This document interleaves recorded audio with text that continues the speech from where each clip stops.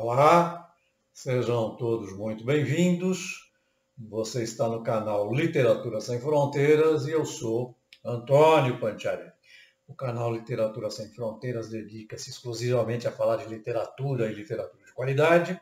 Todas as semanas nós abordamos aqui um tema sobre um autor, um romance, né, ou uma série de publicações de um grande autor. E nesse mês de fevereiro e no início do mês de março, nós estamos falando sobre grandes autores latino-americanos que ganharam o Prêmio Nobel de Literatura. Essa é a terceira videoaula. Nós já falamos aqui sobre o peruano Mário Vargas Llosa. Semana passada nós falamos sobre o chileno, o poeta Pablo Neruda. E hoje, dando sequência, então, nós vamos falar sobre o colombiano Gabriel Garcia Marques. E fechando o ciclo, então, na próxima semana, nós falaremos sobre o mexicano Otávio Paz. São 4 ganhadores do Prêmio Nobel de Literatura, lembrando que foram 6 os autores latino-americanos que ganharam o Nobel. Eu escolhi esses 4, que eu acho que são bastante representativos. Infelizmente, não há nenhum brasileiro nessa lista ainda.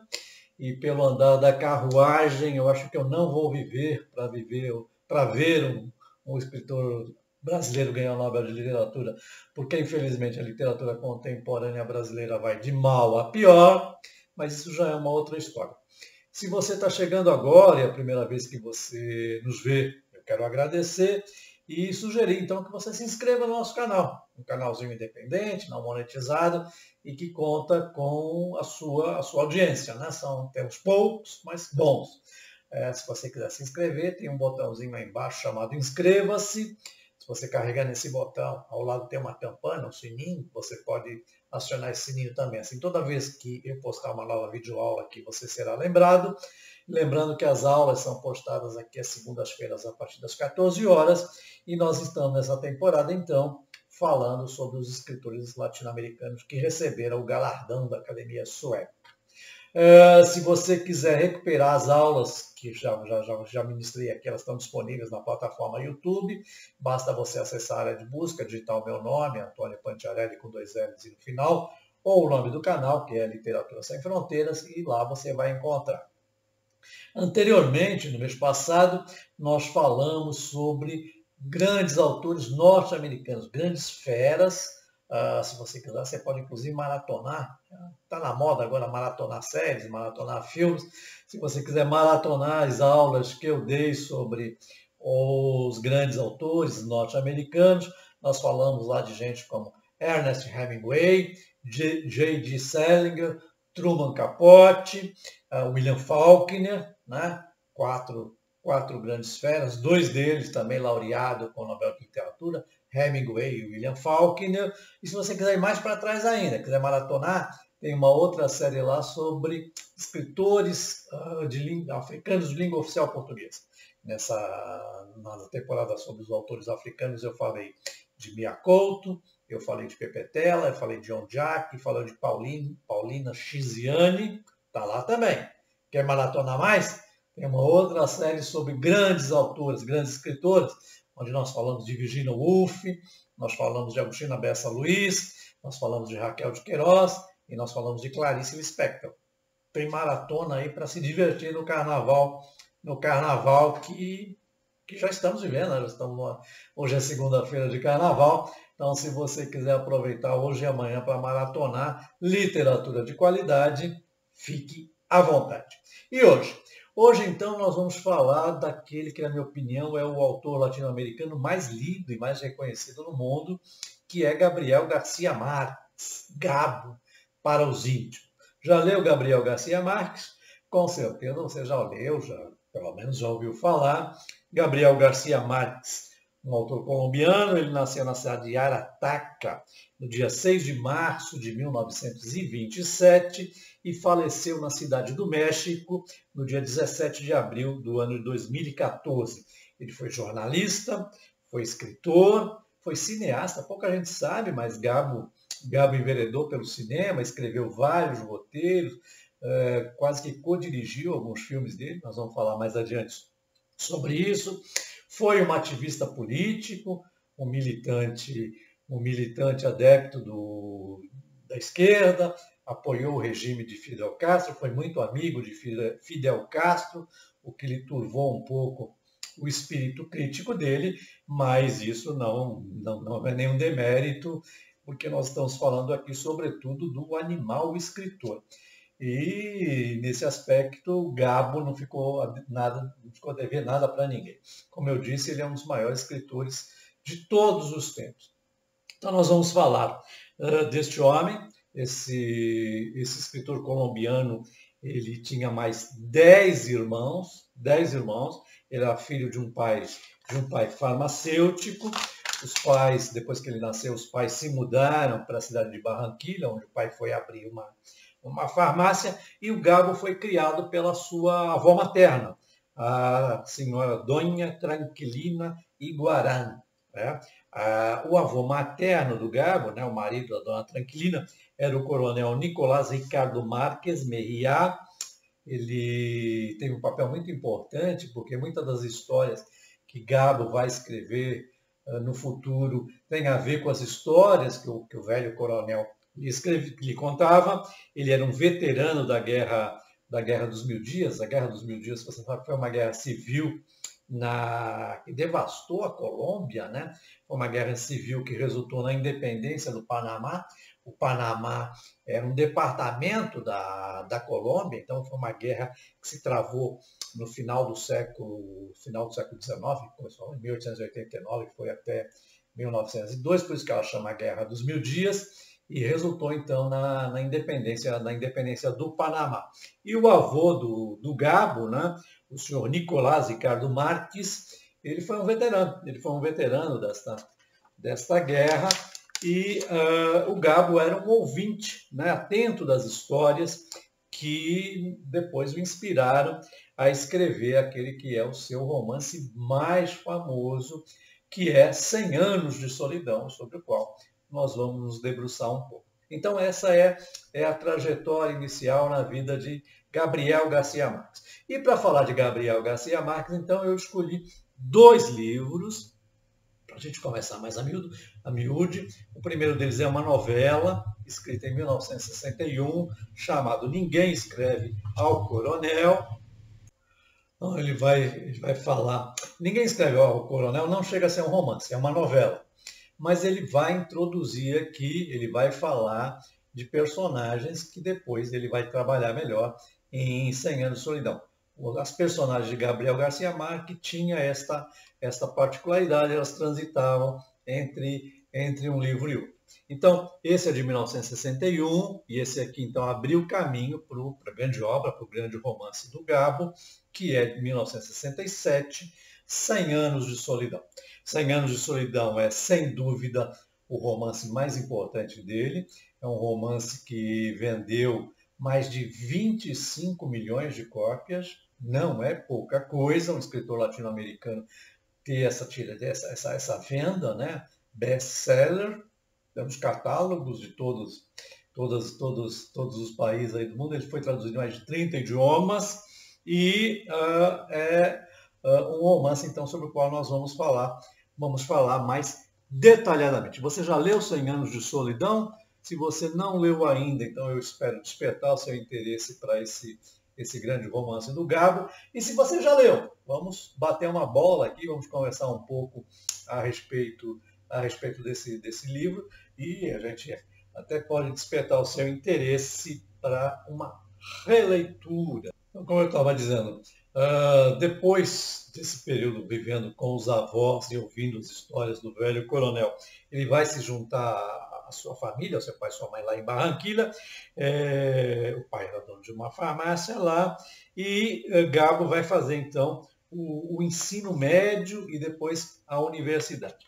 E ele conta que ele era um leitor voraz, que o livro que mais o inspirou para que ele chegasse a produzir a sua obra, que foi 100 Anos de Solidão, foi um livro chamado A Metamorfose de Franz Kafka. Lembra? Já leu A Metamorfose?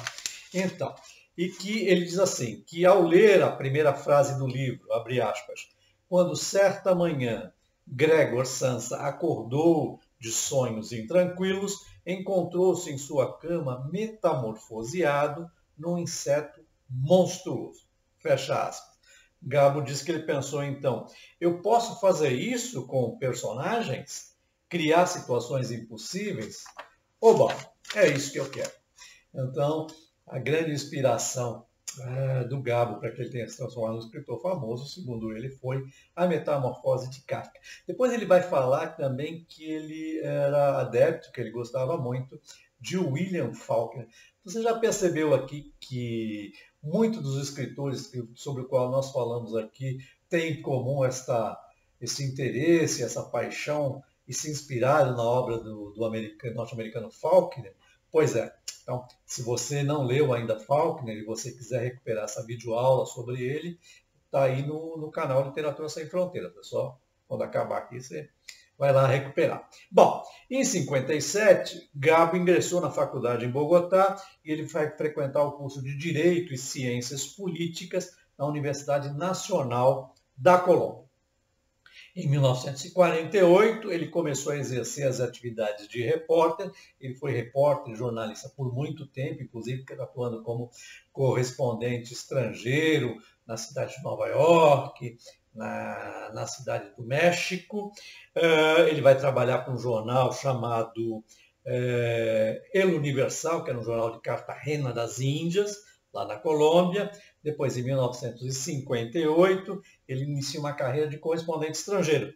Ele vai para a Europa, casa-se com a sua mulher, Mercedes, né? E com ela ele teve 2 filhos, Rodrigo e Gonzalo. Rodrigo é um cineasta. E em 1961, ele vai para Nova York. Ele fica a sua temporada lá, trabalhando em Nova York, e depois ele se muda para a cidade do México. E é aí, então, que ele vai se dedicar efetivamente à escrita de novelas e romances. Né? Se nós falarmos aqui cronologicamente, os primeiros livros do Gabo, a primeira coisa que ele escreve é A Revoada, uma novela, né? Depois ele escreve O Enterro do Diabo, isso em 1955, Retrato de um Náufrago, também de 1955, Ninguém Escreve ao Coronel, que eu já citei aqui, de 1961. Oh, meu Deus! Eu estou desabafando aqui porque tem um barulho chato aqui que está atrapalhando a nossa gravação. Acho que um vizinho aí esqueceu o carro e o alarme começou a disparar. Enfim, são barulhos externos que infelizmente a gente não consegue controlar aqui. Então, como eu dizia, em 1961 ele vai escrever a sua novela Ninguém Escreve ao Coronel. Né? Depois ele vai escrever Os Funerais de Mamãe Grande, de 1962. Depois ele escreve A Siesta de Martes, As Siestas de Terça-feira, que é conto sobre uma mãe e filha que viajam de trem para um povoado seco e quente, e quando eles chegam nesse povoado não encontram ninguém, porque está todo mundo fazendo a siesta, né? Aquela dormidinha básica que os espanhóis dão depois do almoço. E depois, então, isso tudo é uma preparação, né, para ele escrever o grande romance dele, que foi 100 Anos de Solidão, de 1967. E alguns autores que a gente, sempre que fala neles, remete a um romance. Né?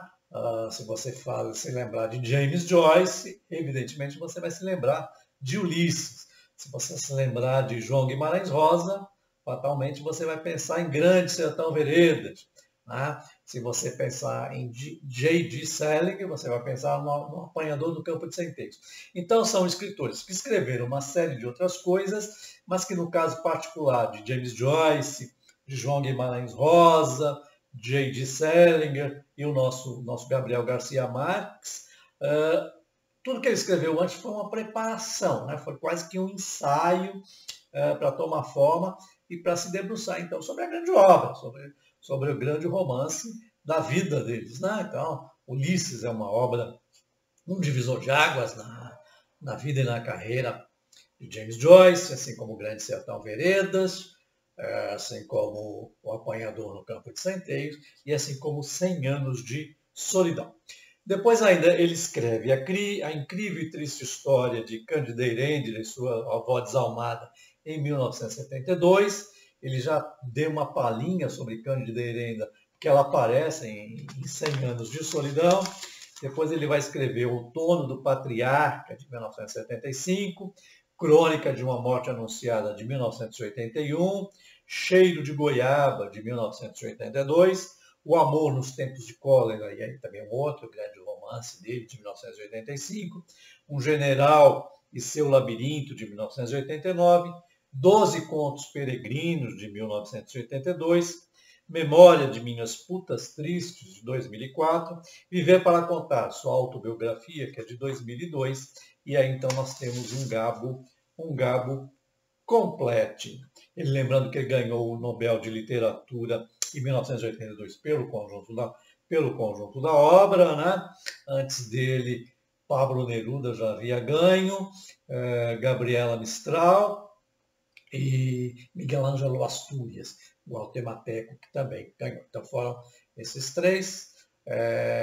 Depois Gabriel Garcia Marques, e o último laureado foi Mário Vargas Llosa.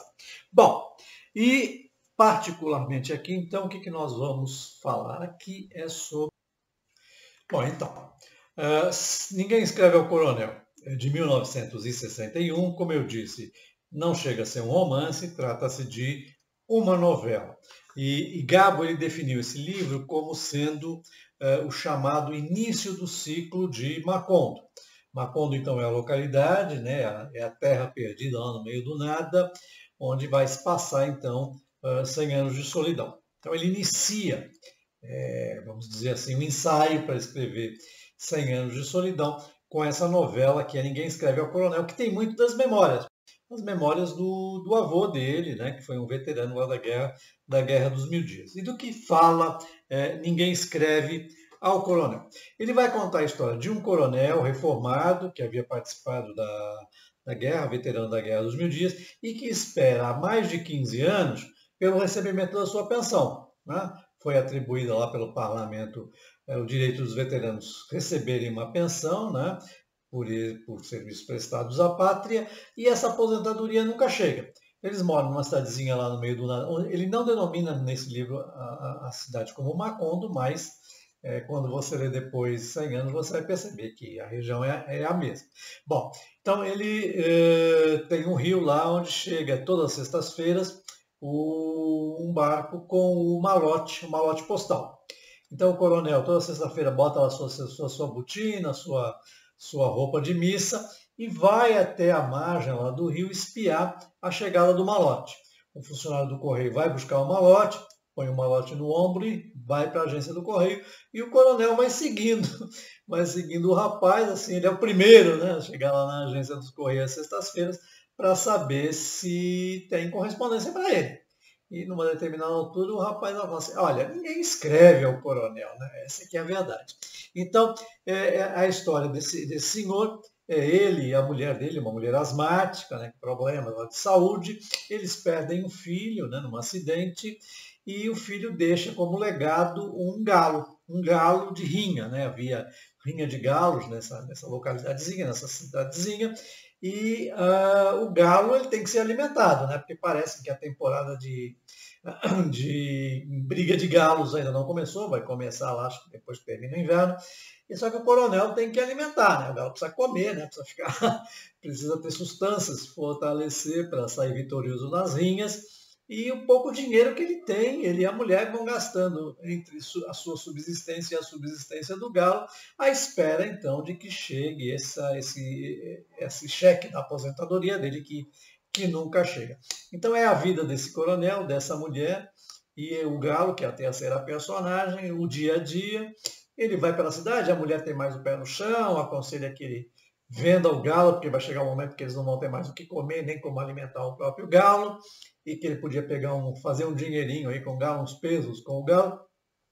Mas o coronel, um sonhador, acha que não, que se o galo sair bem nas rinhas, eles vão ganhar uma grana boa, e ele vai tentando levar a vida e achando que na próxima sexta-feira, sem falta, ele receberia o cheque da aposentadoria. Isso não é verdade, não se realiza esse desejo dele, e eles vão passando perrengue, chega uma hora que ele não tem mais como alimentar o galo, porque ele usa os últimos recursos, as últimas moedas da mulher para comprar milho, e a mulher pede então que ele vá lá se desfazer do galo. Ele acha uma solução intermediária, tem um grupo de rapazes lá que parece que organizava essas rinhas, e conversa com o rapaz, os rapazes se comprometem a dar ração para o galo até chegar a hora das lutas, e num determinado momento ele e a mulher vão ser obrigados a dividir a ração do galo. A ração que o galo recebeu lá dos rapazes, o milho, acaba sendo milho para 3. Então, essa história de depauperação desse velho coronel e da sua esposa, e no meio da história, então, vai estar lá na cidade o Aureliano Buendia. Aureliano Buendia, então, que é o protagonista, já são vários Aurelianos no desenrolar de 100 anos de solidão, mas é então aí que nasce, então, vamos dizer, o embrião, né, as primeiras personagens do romance de Gabriel Garcia Marques, 100 anos de solidão. Então, Ninguém Escreve ao Coronel, uma novela de 1961, essa edição que eu tenho aqui é da Record, é um livro que é pequeno, de 80 e 90 e poucas páginas, 95 para ser mais preciso, essa edição que eu tenho. Você lê de uma enfiada só, é fácil, então eu recomendo que, se você quiser começar então a obra de Gabriel Garcia Marques, você comece então por Ninguém Escreve ao Coronel. Até aqui, tudo bem? Então, depois, em 1967, ele vai escrever esta que é, segundo a minha opinião, segundo a opinião dos críticos especializados e dos leitores, a obra mais importante de Gabo, que é 100 anos de solidão. Como eu disse, um livro que foi vendido, já vendeu mais de 25 milhões de exemplares, de causar inveja em Paulo Coelho, né? E é um best-seller, mas aqui best-seller no bom sentido, assim, de um livro de qualidade. Bom, há o folclore aqui de como Gabo chegou para publicar 100 anos. Ele conta que quando ele foi para o México, ele foi por sua conta e risco, para a cidade do México, ele falou para a mulher dele, dona Mercedes, olha, eu vou deixar o jornalismo diário, raspou as economias que eles tinham lá, que parece que perfaziam 5 ou 6 mil dólares, falou, você se governa e governa a casa com esse dinheiro, porque eu vou me isolar ali no canto para produzir o meu romance, para escrever o grande romance, a grande obra da sua vida. Ele esperava concluir 100 anos de solidão em 6 meses, que segundo os cálculos dele era mais ou menos o tempo que o dinheiro daria para manter a casa, pagar aluguel, as despesas da casa, só que ele não consegue concluir o livro em 6 meses, o livro levou mais de 18 meses para ser escrito, e nesse período a dona Mercedes, que se tornou a chefe, a contadora dos recursos, ela raspa o tacho, num determinado eles vendem um Opel, um carro que eles tinham, e aí não tem mais nada a vender, eles atrasam o aluguel, e ela começa a vender os eletrodomésticos, até que o Gabo conclua a sua obra, e isso tudo ele vai contar na autobiografia dele, Confesso que Vivi. Ele conta que quando chegou no final, né, o editor dele ficava na Argentina, em Buenos Aires, eles tinham que mandar o livro para Buenos Aires, não havia internet, nem correio eletrônico para mandar eletronicamente os escritos, eles tiveram que ir ao correio, e ao chegar no correio foram pesar lá, ver quanto custava despachar o livro para a Argentina, e chegou-se a soma de 82 pesos. Dona Úrsula foi lá revirar as bolsas e as moedas dela e falou, só temos 53, né? E aí, no impasse, eles resolvem dividir o livro no meio, mandar metade. Só que no afã de despachar esse livro, ao invés de despachar a primeira parte do livro, eles despacham a segunda parte. Então o editor recebe lá em Buenos Aires a parte final, do meio para o fim do livro, e fica lá à espera da outra parte. Parece que a dona Úrsula teve que se desenrascar e lá vender o seu secador de cabelos para completar o dinheiro para mandar o livro então para a Argentina. Não sei se é verdade, não sei se é uma história meio que romanceada que o Gabo nos conta, mas se non è vero, é bem trovato, né? Então esses perrengues todos, só depois então que ele vai receber o cheque dos editores argentinos com um adiantamento, e aí eles podem saldar lá os aluguéis atrasados e ao supermercado, não sei mais o quê. E o Gabo, então, conta que foi esse perrengue todo para ele escrever o livro, que depois ia se tornar um best-seller, como eu disse, ia vender mais de 25 milhões de exemplares. E o começo da história, também contado pelo próprio Gabo, ele diz que, quando eles ainda tinham o carro, ele resolveu levar a família para passar um feriado, umas férias de verão lá na cidade de Acapulco, nas praias, né? E no meio do caminho ele teve um insight de como ele devia começar a escrever os livros, né? O primeiro parágrafo deu um insight nele, o homem simplesmente para o carro, faz marcha ré e volta para casa, frustrando a família que perdeu as férias em Acapulco, e o livro começa assim. Permita-me aqui ler um trechinho da abertura do livro, abre aspas. Muitos anos depois, diante do pelotão de fuzilamento, o coronel Aureliano Buendia havia de recordar aquela tarde remota em que seu pai o levou para conhecer o gelo. Macondo era então uma aldeia de 20 casas, de pau a pique e telhados de sapê, construídas na beira de um rio de águas diáfanas que se precipitavam por um leito de pedras polidas, brancas e enormes como ovos pré-históricos.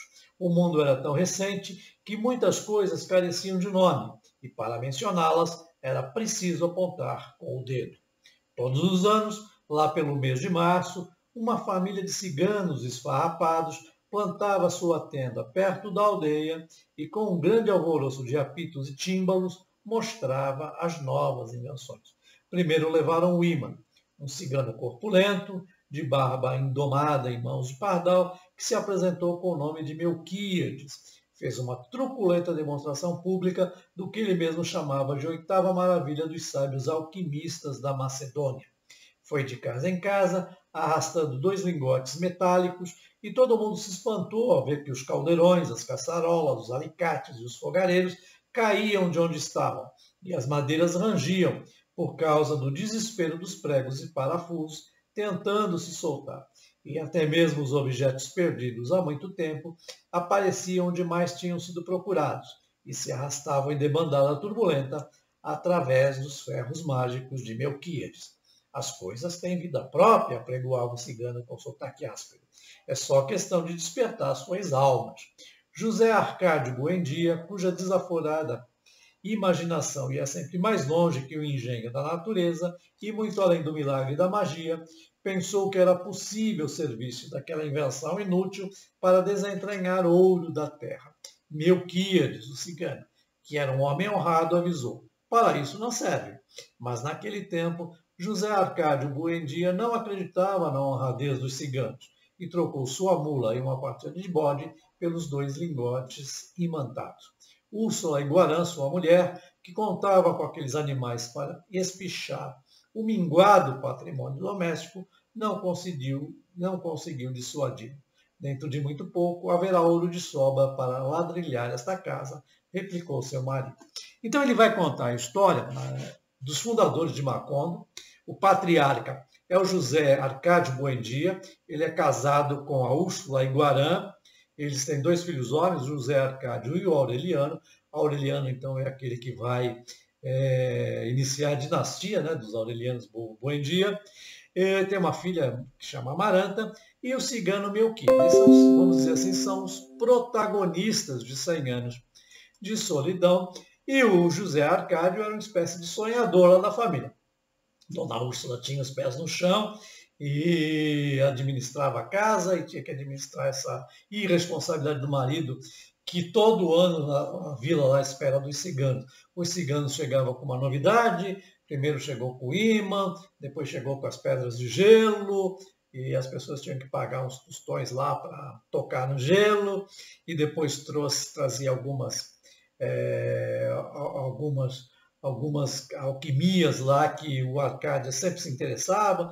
Numas delas ele trouxe umas poções lá que separavam o ferro do ouro, e tudo isso para desespero da mulher, que tinha lá que vender doces e pastelinhos para poder, né, tocar o orçamento da casa. E o Arcádio, ele também era uma espécie de desbravador, né? Ele pegava lá, arrebanhava algumas pessoas e saía por aí procurando, né, tentando ampliar os limites, e ele é o que funda, então, um dos fundadores da vila de Macondo.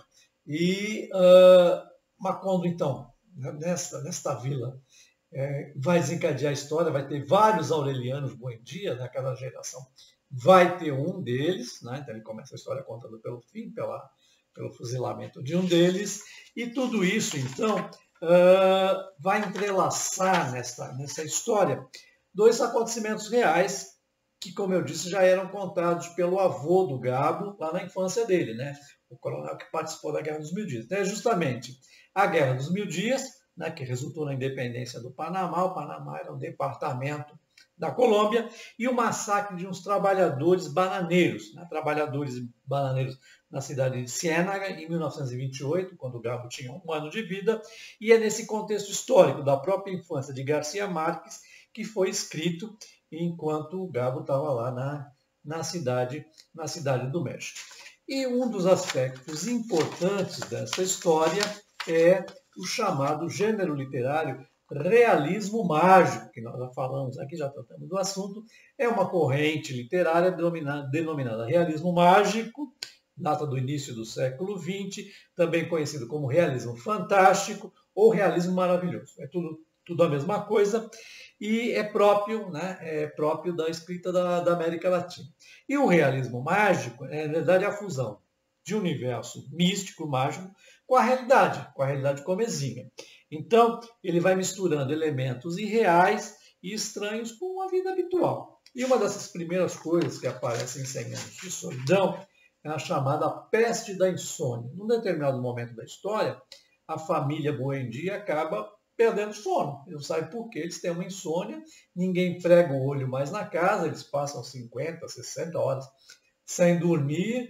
Essa situação aí de peste, chamada peste da insônia, acaba se espalhando pelo vilarejo de Macondo, afetando outras pessoas, mas eles não têm assim, nenhum problema com isso, né? Não fica nenhuma sequela, as pessoas não acabam prejudicando seu desenvolvimento. Não, tem a insônia, isso faz parte do cotidiano, ele vai contando isso no decorrer do livro. Depois aparecem outras histórias mágicas, por exemplo, num determinado momento chega a trupe de ciganos lá na aldeia, o Arcádia vai atrás do Melquíades, de quem ia se tornar amigo, e o cigano fala, não, Melquíades morreu lá em Singapura, no Oriente Médio, sei lá onde, e pronto, morreu.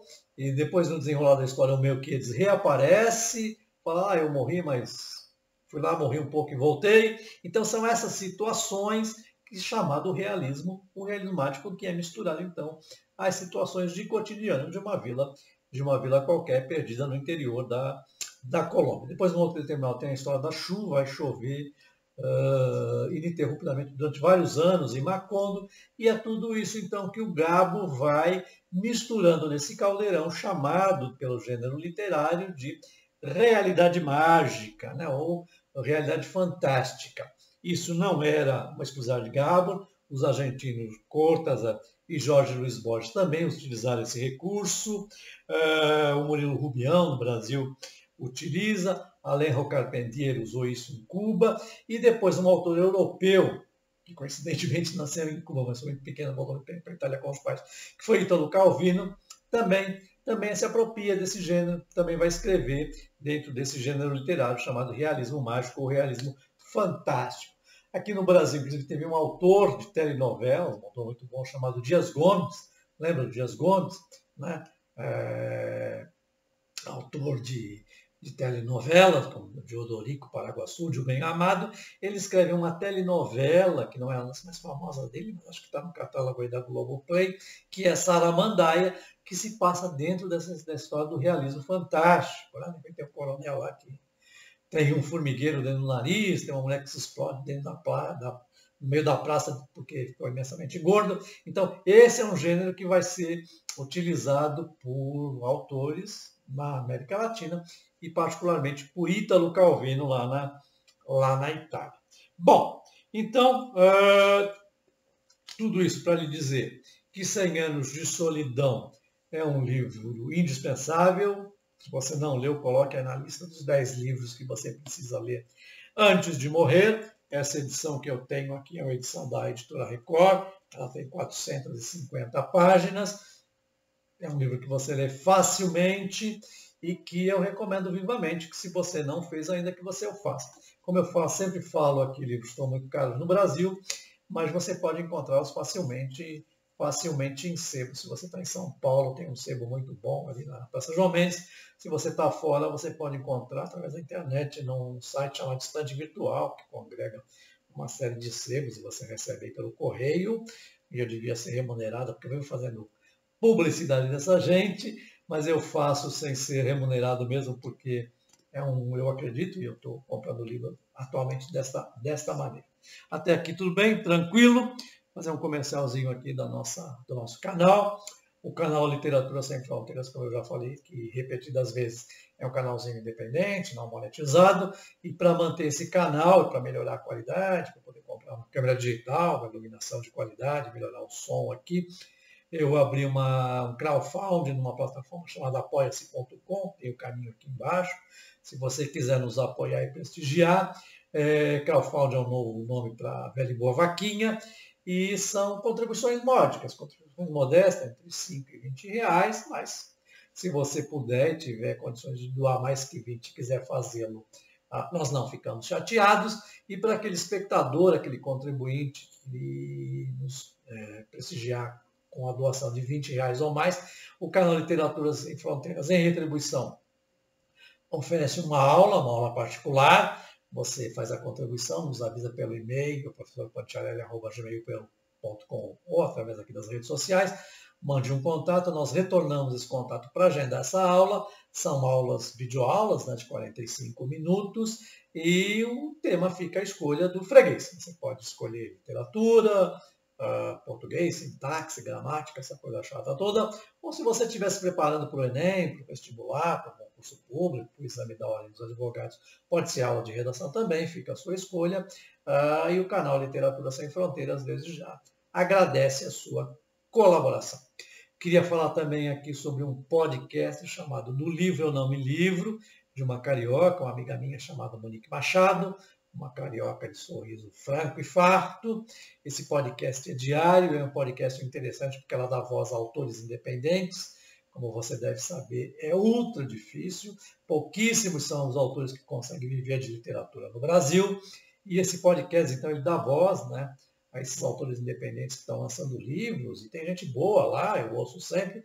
Tem uma autora, inclusive, que já publicou 50 livros, que para mim é uma coisa assim fenomenal. Então, se você quiser ouvir, o podcast chama-se Do Livro Eu Não Me Livro. Até aqui tudo bem? Tranquilo? Vamos continuar falando de Gabo. Bom, para concluir a nossa videoaula de hoje, chegou aquele momento em que eu tento fazer um link entre bons filmes e bons livros e bons filmes. E para falar de cinema hoje, eu queria lembrar que pouca gente sabe, mas o Gabo ele trabalhou como roteirista. Ele chegou a cursar cinema no Centro Experimental de Cinema, em Roma. E em 1986, com o apoio do Fidel Castro, ele fundou na ilha de Cuba, a Escola Internacional de Cinema e Televisão. Ele foi roteirista do filme A Fábula da Bela Palomera e teve uma série de 5 projetos de cinema que foi escrito pelo Gabo. Então, o primeiro filme que eu recomendo para vocês é A Bela Palomera. Palomera aqui é porque a história se trata de uma criadora de pombos correios.